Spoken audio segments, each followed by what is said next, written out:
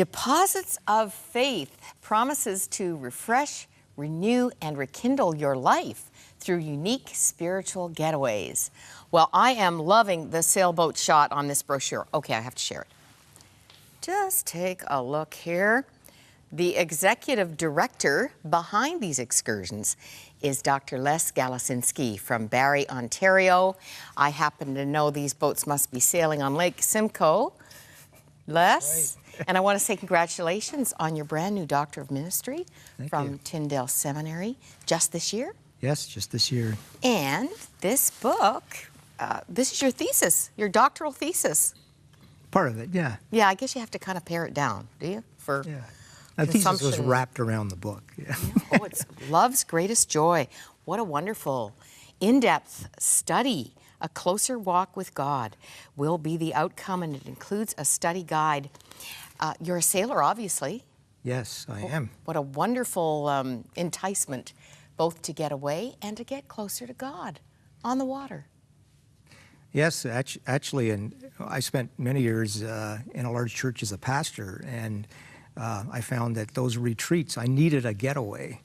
And so it started out as a personal thing for me. I would get away on my boat, for a day, and it was just an amazing time of getting close to God. And of course, the wind and the sky, it's just an incredible way of drawing close to God. And so it was so refreshing. I felt I had to share this with someone. Right? So I began to invite people to come along, and we turned it into a spiritual retreat ministry. Now, how many will be on this boat, for example, for one excursion? How many at a time? Usually about 4 or 5, and so we go away for 3 days, and so it's a journey, and some people are a little apprehensive about the water and the wind and sailing and being in such close quarters, but it's a journey. It's a paradigm for the Christian life, and people come away really refreshed. So it's a great experience. Now, the only disappointment is we're getting out of season here. Has your boat been hauled out of the water? Yeah, almost. Almost. Next week. So this will start again in the spring. In the spring, in May. May and June. Yeah. Oh, I love this. Love this. Now, speaking of apprehensive, I'm sure you have met in your life journey many people at any age or stage of life who express reticence to surrendering their life to Christ, because what is he going to make them do?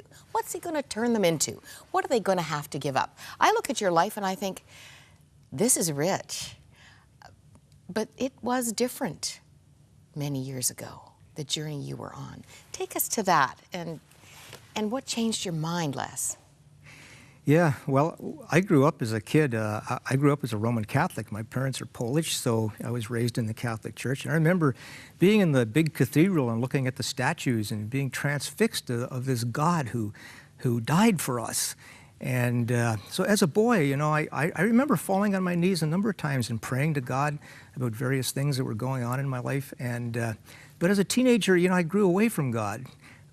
God gave me an intellect and a mind, and I began to use that and rely on that, and I began to get kind of pretty self-confident, pretty cocky about myself. And as a teenager, I was good at school. I won scholarships. I went through university on a scholarship. I graduated at the top of my engineering class. I came out of that in my early 20s. I was on top of the world, and I let people know it. And so I was pretty conceited. And yet, on a personal level, relationships wouldn't work. My life began to show little signs of fraying. I moved to Toronto and got a job with a big company, IBM. I was a product engineer, and yet, I had trouble. I had issues with relationships at work, and on a personal level, and I could tell things were not, on a personal level, things were not working really well. And eventually, I got involved in a New Age cult. I was searching, and I just got involved in this group, and it was full of, and the transcendental meditation, all that kind of stuff, Eastern mysticism, using a lot of Christian language. They referred to Scripture a lot, but took it out of context, and real potpourri in there, isn't there? Yeah. So as I got involved in that, my life just started to go downhill. I mean, it was a fast slide, and I can't go into a lot of detail, but I went from being an engineer at IBM within a space of a very short period of time. I decided to go to law school. That didn't work out. I got out of law school. I ended up being a cab driver, driving a cab in Toronto to put food on the table, and all within a very short period of time. But what about your engineering career? Well, I was so messed up in terms of, what did I wanted to do and all that kind of thing. So I was in a bad place, and my life was sliding down very, very fast. And the culmination for me was the accident. I was involved in this group, and a good friend of mine, John, he was also a Queen's engineer. And we were both involved in this group, and in both ways, both our lives were kind of going downhill. He was involved in the cult as well. He was involved in the cult as well. And we were at one of their meetings, and it was in Kitchener, and we were driving back late one night, and we spent a lot of time meditating in this organization. And so I was driving, John was beside me, and I fell asleep at the wheel. And at 70 miles an hour, and the car went off the road into the ditch and rolled over many, many times. I walked away without a scratch, but John was thrown from the car, severe head injuries, and died the next day. Les, I didn't know you were driving. That's a double whammy, isn't it? That's a double whammy, and that just hit me so hard, that I was just plunged into this. And I think God, let me kind of descend into this pit, I call it. And I remember the very next day I was walking the streets of Toronto, and I was so overwhelmed with responsibility, guilt, remorse, and it wasn't just the accident, it was what I had become and allowed myself to become, the drugs, the drinking, all that, the way my life had descended into. And I just fell on my knees right there in the middle of the street with, people all around me, and I just cried out and I said, God, I've screwed up my life so badly. I just give it to you.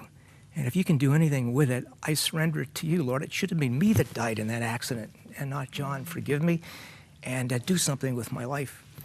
So when I got up off my knees, there was something different. God somehow overwhelmed me. Jesus Christ came upon me. He just transformed, and I felt forgiven. I felt cleansed. I had no desire to do any of the things I was doing before. And I didn't runs to you with love, doesn't he? He does. He overwhelms you at that moment that you're in the pit. And I found out later, I didn't have the context to describe then what was happening to me, but later I found out that the very God who had allowed me to descend into that pit was the God who died for me and went into that pit ahead of me on the cross and was there to bolt me out of that pit and to seat me and transform me. And because it was years later before I put all this in context, but that was the starting point. It was a dramatic transformation. And when you're at the bottom, and I know some people who are viewing this will be at the bottom, right? Mm-hmm. And when you're at that bottom, that's the point where you have to recognize that Christ has been there ahead of you, and He is there to bring you out of that with Him and to resurrect you into newness of life. And He will do it. He did it for me. And I got up off my knees, and things were different. Things were there was hope. The sunshine was brighter. Everything was brighter. I was able to go to the funeral. I was able to meet his parents, and there was a sense that God was with me. And I can't describe it, can't explain it, but it was so profound, and it just transformed my life. We just have to look at your journey to see the consequences of that full surrender, Les. By the way, you've been married to Judy for 35 years? Right, yes. You were having trouble with relationships, but this is looking good. 2 children, 6 grandchildren, and the things that you have done. 2 very significant church plants in Barrie, now thriving churches that you had a lot to do with. Go ahead and name them.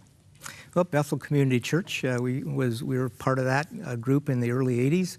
And it's now a flourishing congregation. They have a brand new pastor there, doing very well, have their building. And Harvest Bible Chapel, the first church plant in Canada of Harvest? Of Harvest Fellowship. Fabulous, with Todd Dugard. Todd Dugard is the pastor there, and they're doing very well. And so, yeah, it's been a great journey. Teaching in India?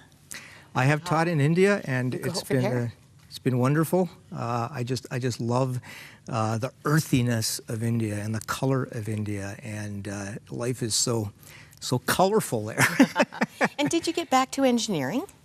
I gave up my practice about 10 years ago to concentrate on ministry, and went into a full-time role as a pastor.